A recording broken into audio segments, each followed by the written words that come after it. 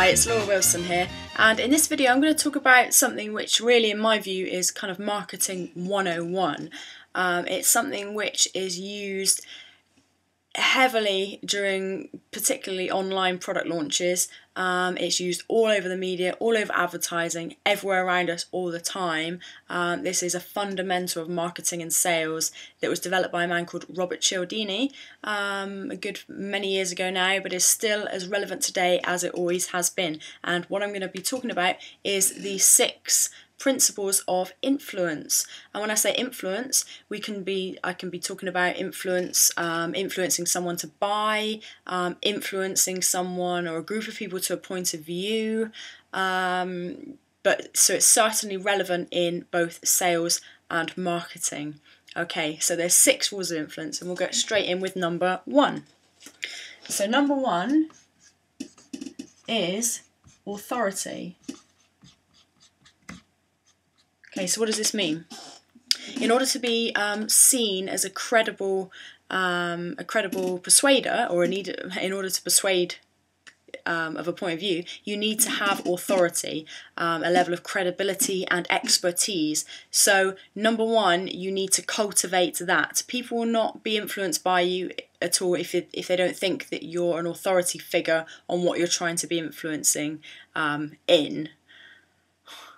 Wasn't very eloquently put, but you get what I mean. Okay, so you've got to have a level of authority and expertise, so people think, yes, they know their stuff, I can trust what they're saying. So that's the first key to influence. Number 2 is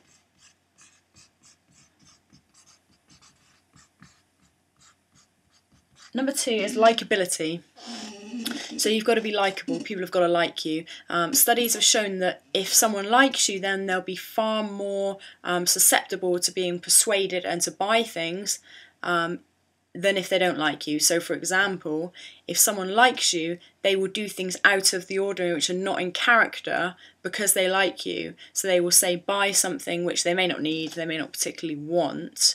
If they like that person, they buy into, how many times have we heard that you need to sell yourself? So if someone likes you, they will be persuaded by you, whereas if they don't like you, even if they want a product, even if they want a service, even if they subscribe to a point of view, if it's by someone they don't like, then they will not be persuaded. Okay, so that's very important, likability. Number 3 is commitment and consistency. Okay, so commitment and consistency, what does that mean? Well, you've got to demonstrate your commitment and consistency over a long period of time in order to generate rapport and trust. So when it comes to marketing and sales, if you can demonstrate, and if you do demonstrate that you send out a new blog post once a week, every week, and you keep that consistency going, then people will trust you. It's better to send out regular updates, sales materials, content, when we're talking about online marketing, than just to send very sporadic things, blast a whole load here and then nothing for a few months, and then Now here's something to think about. When you send out consistent information, in particular marketing information, you will always get a certain group of people who say you're sending too much. I get emails from the people on my list saying too many emails, and people unsubscribe. So don't be afraid of that rejection, because whilst there's a certain amount of people who think that you're sending out too much information or it's too regular or whatever, there's a whole load of other people who will appreciate that. So it's the 80-20 rule. Focus on the 20% that really enjoy your consistent information, okay? The ones that think that, your marketing materials or whatever is too much, they're not right for you. So let them carry on their lives, which is fine. So you've got to show a level of commitment and consistency. Now let me give you an example. Think about a company like Vistaprint or GoDaddy. If you're in online marketing, then you'll know what I'm talking about. These companies send out endless emails. Buy this, we've got a special, we've got 1-day special, we've got a 5-day special, buy this set of business cards and you get a free mug. They send out a lot of information, but the point is they're so relentless that, I've bought from Vistaprint and GoDaddy many times, and I get not annoyed, but I see their marketing materials and I think it's a lot. but they're demonstrating consistency and commitment. They're not going anywhere, okay? So that's the thing you've got to bear in mind. People need to see you as someone who's there for the long term, not going anywhere. You're not just going to take their money and run. One of the best ways of doing that is by developing lots of different profiles online in social media. So you have your website, you have your social media, so you've got YouTube videos like this one, you've got a blog, a Facebook page, a Twitter account. It shows that you've got a level of commitment, that you've invested yourself in what you're doing. Okay, you're not just going to go anywhere. And put a face to your marketing materials. Again, it increases trust. Right, number 4 is reciprocity. So this is the principle of reciprocation. So that someone will give something to you if you give to them first. So as online marketers, then we must be the ones to initiate this reciprocity. So we've got to give, which is why you see so many people offering free reports, free videos, subscribe and you get this, this and this free. So don't be afraid to, as I think Evan Pagan first coined the term, raise the free or move the free line. So you've got to just give so much up front, and especially now, we're in the internet age, pretty much anything you want information-wise is available freely online. So you've got to, in order to capture someone's interest and influence someone, you need to give a lot of free stuff up front.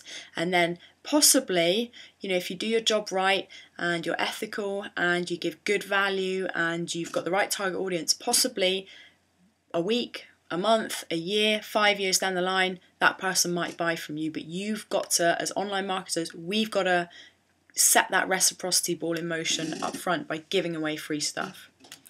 Okay, number 5 is social proof. So this is the principle that people will do what everyone else does. It's herd mentality. It's ingrained in our psyche as humans, and it means that that you need to have testimonials and you need to demonstrate that other people like you and your products and will buy your products and have bought your products and they found it to be a good decision. So if you need to have this social proof. So for example, when you sell your product, say 150 other people have also bought this product and really liked it, and then have testimonials from those people. Very important, because as humans we're busy, so we need to cut down on that everyday decision making process. So oftentimes we will outsource our decisions to other people. So we'll just, and here's a good example of this: you step off a plane at an airport, you're jet lagged, you've just been on holiday, and there's 10 different gates to go through passport control or get your luggage or whatever. And what do? You just look ahead and follow everyone else. They all might be going somewhere else. They might be going to some immigration control not relevant to you. But we just outsource that process of decision making to the masses. If the majority of people are going there, we'll follow, okay? So you've got to demonstrate this social proof to show that because people don't want to be... first of all, they don't want to be made a fool of, so they don't want to buy something only to find that they've been duped or it's been a wrong decision, it's a crap product or whatever. So you've got to actively demonstrate that if they make the decision to buy, it's a good choice, and I can show this by, this is my list of happy customers who've bought in the past and are satisfied and their life's improved because of that buying decision. Okay, and number 6 is scarcity.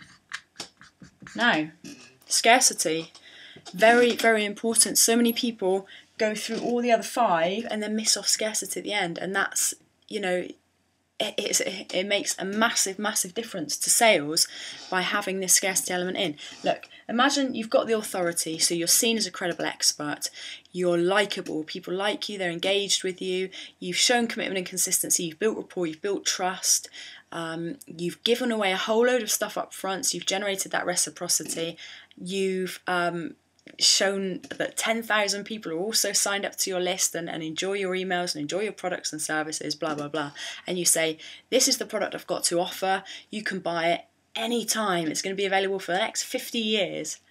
What's going to happen? Invariably, your audience is going to say, great, it looks fantastic, I'll buy it next month, or I'm a bit short of cash this month, or I'll check it out again, or I haven't got time to do this at the moment, I'll stick it in my inbox to read later and buy then. People will procrastinate for whatever reason. Life takes over, so you've got to add that sense of urgency. Now this drives demand up by adding this scarcity element. So now this is where some marketers again make a mistake. If you're gonna add a scarcity element, which I would suggest you do, then it needs to be with integrity. So if you say for the next 2 days only, buy this and you get one free, or you get these bonuses, you need to honour that and say, right, after 2 days that's coming down, even if it means turning some people away, because they'll remember then, next time you promote a product, I need to get in and buy that now because that won't be available.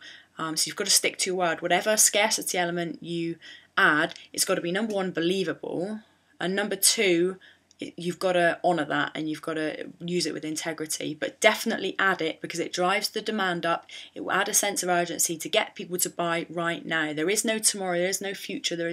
You've got to work in the moment. And when you've got someone on your sales page watching your video and you're giving a call to action, go and buy this, go and subscribe, go and check out my blog, go and comment on my blog, you've got to add this scarcity element to get people to do it now. Because especially online, our attention span has been shown to be less than 9 seconds online. You've got like a few seconds to capture people, and within 9 seconds they'll be off unless they're engaged with what you're saying. So you need to add this scarcity element.